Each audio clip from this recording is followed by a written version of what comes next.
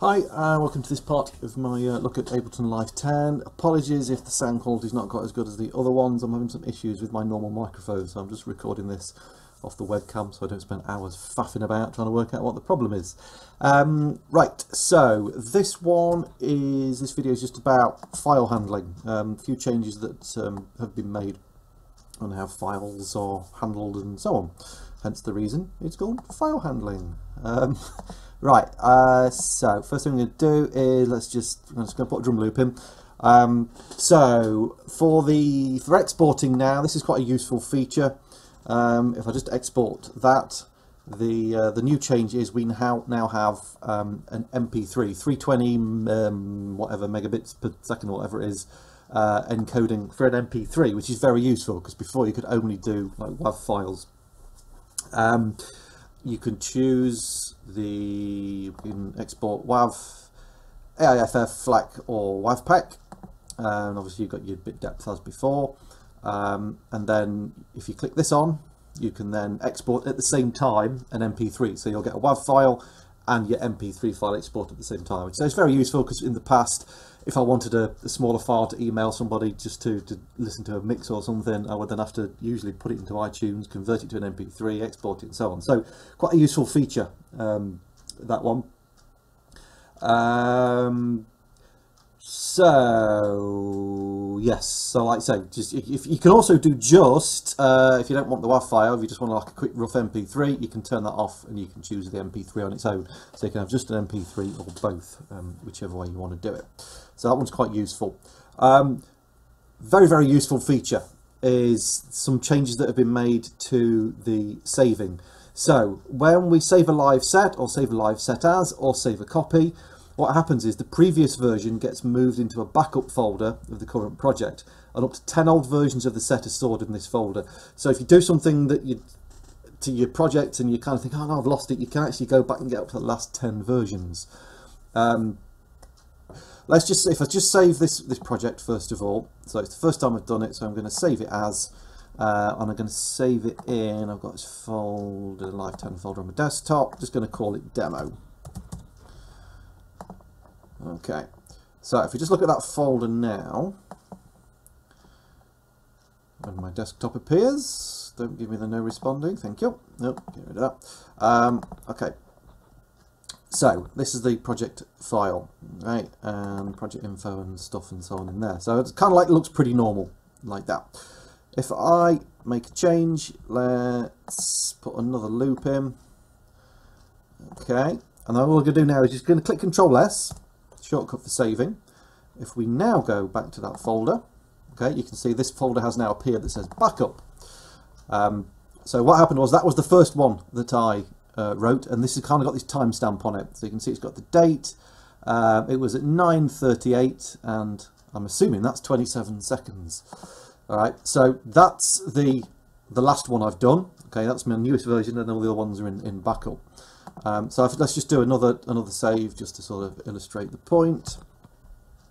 Okay, hang on, Control-S. Go into that folder again. In the backup, we now have another one. You can see that one was done at 9:39 and 1 second. So they're obviously all in date order. Okay, so and then that's the last one that we did. So very useful function that you've got a lot of previous versions of your track. One of the biggest problems I used to find with Ableton Live 9, and I know a lot of people had an issue with this, was that when you saved a set, all the undo history was wiped out. So obviously it's good practice to keep regularly saving your sets, but by doing that you lost all the undo, and I've had problems with that many times. I've saved a set and like wanted to do, let's say I've got an extended version of a song, and I did this last week actually. No, actually, no, it wasn't that. I'd got a version of a song and I wanted to use the kick drum from that in a new track. So basically what I would normally do is save as and then the new name. I forgot to do that, so I wiped out the whole track and just kept the kick drum and then saved it, realising I'd not saved it under a new name. So I basically lost that song, and I couldn't get it back because I'd saved it because the undo function was done. Whereas now, that's not going to be an issue. So obviously we've saved this track several times. You can see it's saved now because it's up here. We've got an asterisk just to prove the point. I'm going to just save it again. I don't need to save it again, look, because it's greyed out, which means it's saved. I can now Control Z, undo.